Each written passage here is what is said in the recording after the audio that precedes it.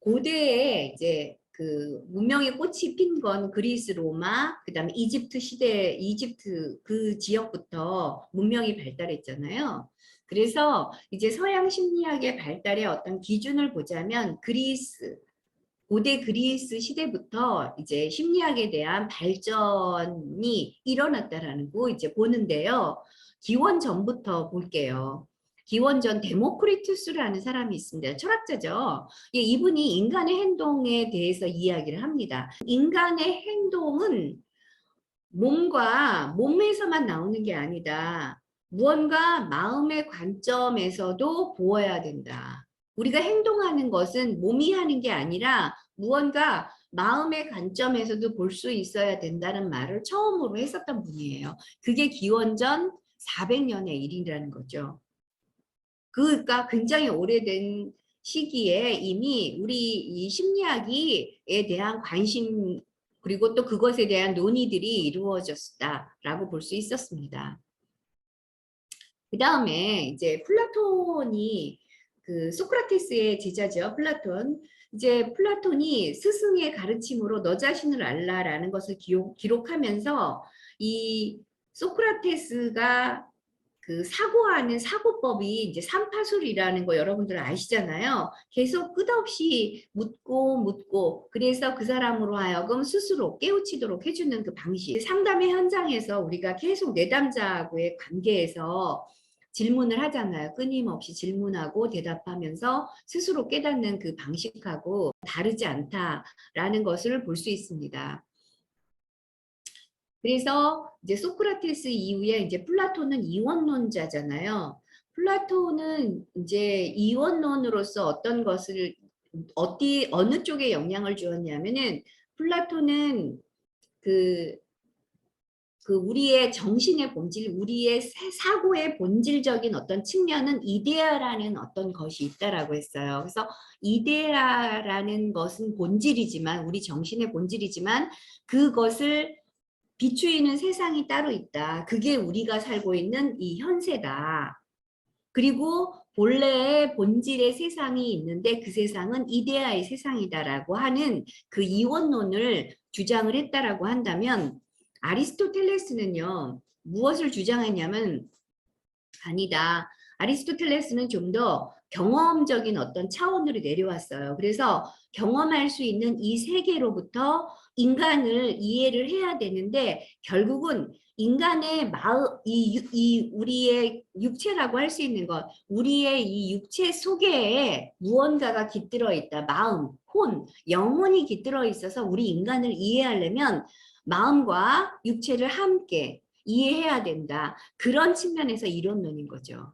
그죠? 그 이론론이 물론 이제 플라톤의 사상을 이어받아서 그 융이라든가 융학파들이 이제 주로 플라톤의 이원론을 많이 따르게 됐어요. 그다음에 이제 정신분석학자인 뭐 비온이라든가 이런 분들도 많이 따랐고요. 일단은 아리스토텔레스의 이론론은 그 다음에 파급적으로 보급이 돼요. 그래서 결국은 이제 그 유럽의 세계를 장악한 게 기독교 사상이잖아요. 이 기독교 사상하고 합쳐져요. 그래서 결국은 이 기독교라는 어떤 사상 속에서 이 이론론적인 하나님의 사상이 하나라고 할 수 있는 이것과 연결이 되면서 중세까지 이어졌던 거예요.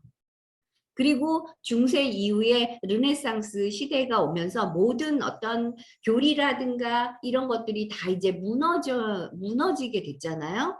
인간의 어떤 자유로움과 그 다음에 인간의 어떤 존중 사상이 나타나면서 이제 그런 것들이 무너져 내렸고 그것이 무너지면서 새로운 것이 대두된 게 뭐냐 하면은 교리라든가 신앙이 무너지면서 뭐가 나타나게 되냐면 과학이 발달하게 됐던 거예요. 그래서 아리스토텔레스의 사상이 오랫동안 이제 우리를 지배하게 됐던 거죠. 그래서 이렇게 여러분들이 이제 사상적으로 흐름을 좀 맥을 좀 봐주시면 아 이랬기 때문에 그렇지만 사람들은 언제나 변함없이 연구했었던 것은 뭐다? 그렇죠. 정신이다, 혼이다, 영혼에 대한 사상은 여전히 관심을 갖기 시작했던 것입니다. 그래서 이제 아리스토텔레스의 어떤 사상이 기독교 사상과 맞물리면서 이제 그 세상을 지배했죠. 그리고 18세기 이후가 오면서 그래도 영혼의 작용에 이렇게 우리의 어떤 생명과 우리의 생명이 영혼이라는 것으로만 표현할 수 있는 그러기에는 너무 이제 사람들이 뭐라 그럴까요? 지성이 깨어났어요. 그래서 이제 그 생명 현상에 대한 연구를 시작했던 거죠. 그게 바로 뭐냐 하면은요, 인체 해부예요. 우리나라도 인체 해부를 했었던 거 기억나시죠? 아마 그 동의보감을 쓴 허준 선생님도 그 인체를 해부하는 이런 인체 해부를 통해서 우리 인간의 내면과 외부를 이제 연구했던 거예요. 그래서 이제 이게 이제 신경생리학적인 어떤 연구를 했는데 어디서부터 출발하냐면요, 이런 거예요. 여러분들 빛이 막 확 들어오면 어때요? 눈을 깜빡하게 되잖아요. 그죠? 그 다음에 나도 모르게 뭐예요? 수업을 하고 있는데 나도 모르게 뭐가 나와요? 기침이 콜록 나와요. 그럴 때 이렇게 움찔하게 되죠. 그죠? 헛기침이 나오는 거, 재채기를 해버리는 거. 하고 싶지 않아. 그럼에도 불구하고 나도 모르게 이렇게 일어나는 현상들이라는 거예요. 자동 발생적으로 일어나는 이런 현상들. 이게 도대체 왜 일어나지? 라는 것이 이제 신경생리학적인 연구예요. 쉽게 얘기하면. 그래서 이 뮬러라든가 헬름홀츠라든가 이런 분들이 신경 에너지의 원리를 연구했어요. 그래서 아기가 태어났는데 아기 발가락이 이렇게 있는데 발가락을 간지럽 혔더니 아기가 이렇게 움츠리잖아요. 왜 움츠려요?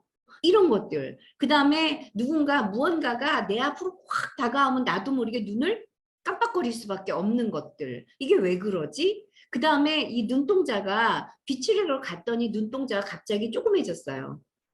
어둠 속에 들어갔더니 눈동자의 이 동자가 커졌어요. 왜 그렇게 열리고 닫히지? 그 다음에 이제 뇌를 보니까 이 왼쪽 뇌가 어떻게 되느냐에 대해서 이 왼쪽 뇌에 자극을 주었더니 오른쪽에 어떤 팔, 다리가 움직이더라는 거죠. 반대로 오른쪽 뇌를 자극했더니 그 왼쪽에 팔, 다리가 움직이는 이런 것들이 도대체 뭐냐는 거죠. 이런 것들을 연구하기 시작했습니다. 그래서 그때 뮬러라든가 헬름홀츠라든가 베버, 페이너 이런 사람들은 굉장히 물리적인 어떤 감각, 자극 이런 것들의 관계에 대해서 연구를 했어요. 그게 이제 우리가 알고 있는 신경이 어떻게 되냐, 신경계에 대한 것들 이런 것들을 연구했던 것이 이제 그 정신물리학과 심리학의 기초가 됐던 거예요. 그 다음에 이제 헬름홀츠라는 사람은 어떤 것을 이제 연구했냐면은 우리가 그 에너지 역학의 법칙. 모든 이제 에너지가 부족하면은 어때요? 우리는 채우려고 하잖아요. 그죠? 그렇지만 우리가 모든 이 삼라만상 속에 있는 에너지는 뭐예요? 같아요.